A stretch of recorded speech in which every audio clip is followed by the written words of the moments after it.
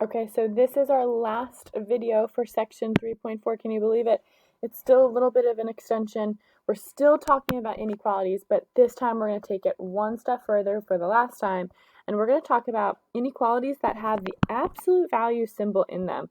And it says an inequality that contains an absolute value symbol.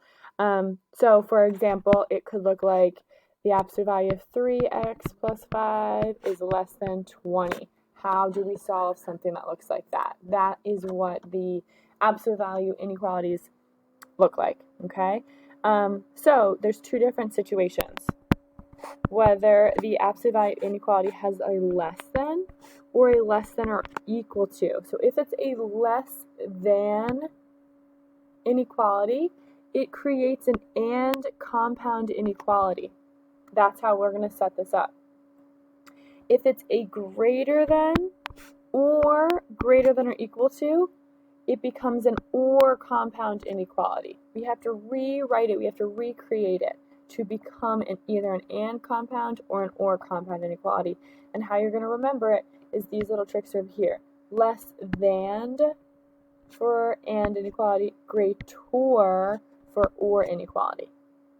Okay, so let's check out how we're going to write some of these. So the first practice here is write the absolute value inequality described below. The distance between x and 0 is less than 2. So what that looks like is the distance between, how about we draw this out?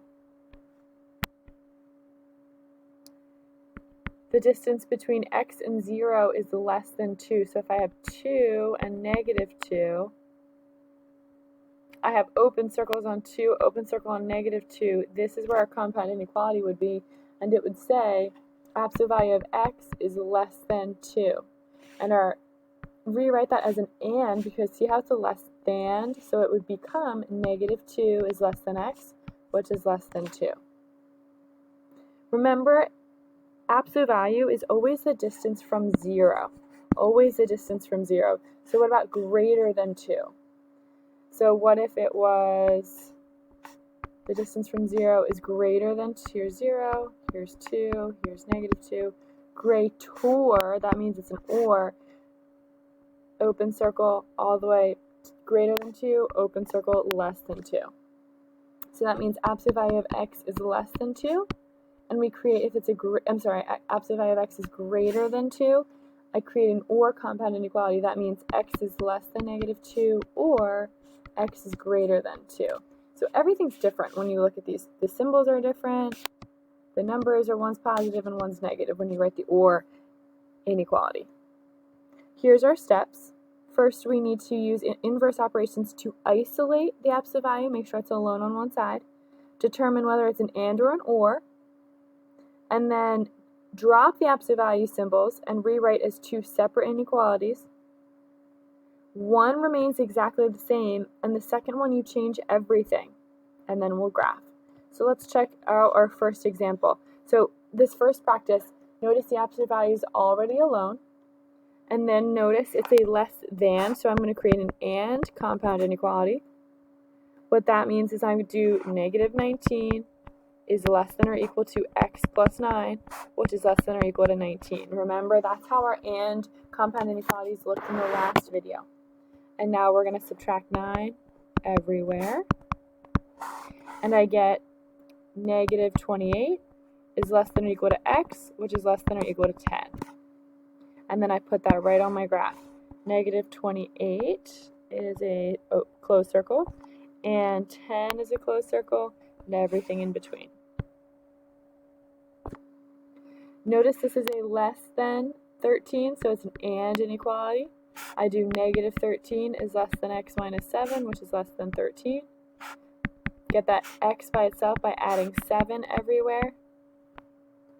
And we get negative 6 is less than x, which is less than 20. This is my solution in inequality notation. And then on the graph, I have an open circle on negative 6, open circle on 20, which is all the way over here at 20, somewhere all the way over here. And my answer is between negative 6 and 20.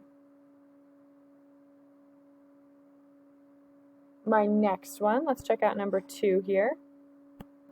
Notice my absolute value isn't alone yet. So the very first thing I have to do is move that 2. I have to isolate the absolute value.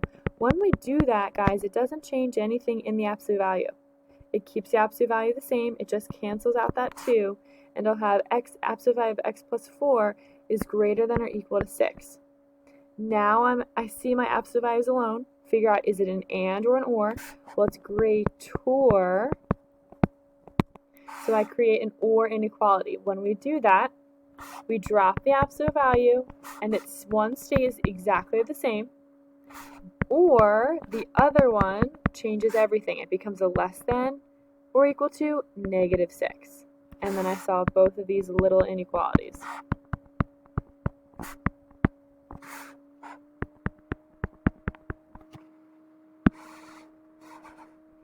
And then we'll plot these points. Closed circle on 2, everything greater than it, and closed circle on -10, and everything less than it. Notice this one, I need to get that absolute value by itself. First thing we're going to do is subtract the 1. Nothing else changes. Then I'll divide by 4.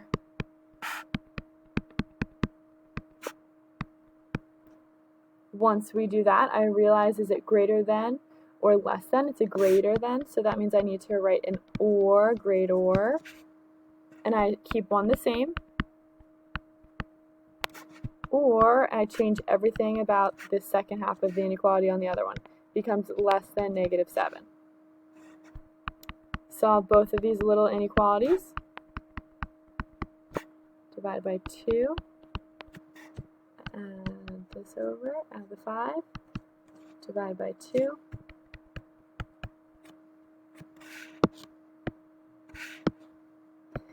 And so these are my two answers. X is greater than 6 or x is less than -1, and I'll graph it.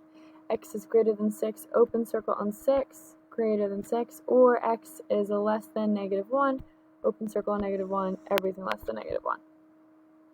Okay? Great job, guys. This is the end of 3.4. It's a big section.